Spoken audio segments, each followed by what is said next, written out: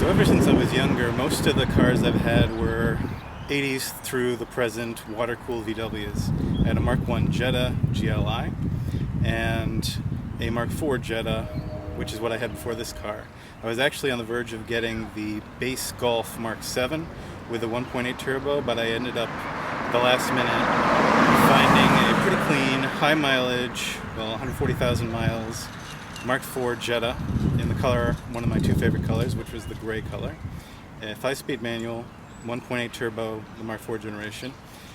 And so I drove that car for, I ended up driving it for about a year, but I found myself pretty quickly, as I got more into enthusiast driving, wanting something that had more sophisticated handling characteristics.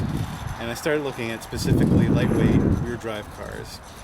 And that led me, of course, to the Miata. So I test drove all the Miatas I could get my hands on. I started with the NC Club. That was the first one I drove. Now, I'm not sure, this car that I drove, the NC Club, had extremely stiff ride, and I'm wondering, it's a known thing that Mazda dealers sometimes don't bring the tire pressures down from the shipping rate, which is very high, to the regular driving rate. I'm wondering if my car had overinflated tires. So the NC Club Miata, it was a nice car, it was engaging. It was a new car when I drove it, and I was looking probably for a used car, and the ND was already on the horizon, so I was just trying to kind of get my feet wet, get to know this Mazda, and get to know the NC Miata a little bit. And I ended up having a good impression of the car, nothing fantastic, but the next car I drove was the BRZ. And the ride was more supple than the particular NC Club that I had driven, the Miata. But it didn't really wow me. There was nothing really that drove home the car's personality. What is a BRZ? I don't know. It handles well, it has good characteristics, but at the end of the day, I think the street wisdom holds true that it's a good platform if you're going to build a modded car, but what I really wanted was something that would be more or less from a stock configuration, would be engaging, would have a personality, would be fun to drive. And I did drive the NA Miata. I drove a Mazdaspeed Miata, which was actually my favorite of all the Miatas. That the turbo up in the rev range was engaging. The suspension was more engaging than any of the other Miatas I drove.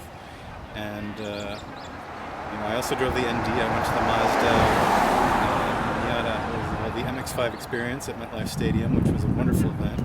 And it just kind of confirmed my understanding that a lot of these cars, the BRZ, the Miata, they're engineered for, the 80%, the 60 to 80% perhaps of the buying public who wants a gentler car. And I was looking for something more hard edge, out of the box, either, on the one hand, either an older car like an NA Miata that I would modify, or a newer car that I wouldn't have to modify as much and mess around with, spend the time and money on it. So, of course, I knew about the reputation of the S2000, and when I found an S2000 offered for sale at my local Honda dealer, I said, I gotta give it a shot. This was a 2004, so it was an AP2. This car was actually modified. The one I drove, the first S2000, had aftermarket exhaust, I'm not sure which one. It had a short shift kit, and it had, those were the main things. It may have had an aftermarket suspension, I'm not sure, but immediately the S2000 impressed me with the sound of the engine, the responsiveness, and the handling, the way you go around a corner, you can feel the car tracking back to you through the steering wheel. Not necessarily every crack. It's an electric rack, and it doesn't have that kind of minute feedback that, let's say, a manual NA Miata rack would have, which is the first NA I tried. But it pushes back against you and it tells you the contour of the corner you're going through. I really like that. The sound of the engine, the exhaust. When you go to a stock S2000, which is what this is, even so, the engine talks to you, the exhaust talks to you, and it's a fantastic package for a stock car for a daily driver if you're not looking to do like serious hardcore tracking or autocross.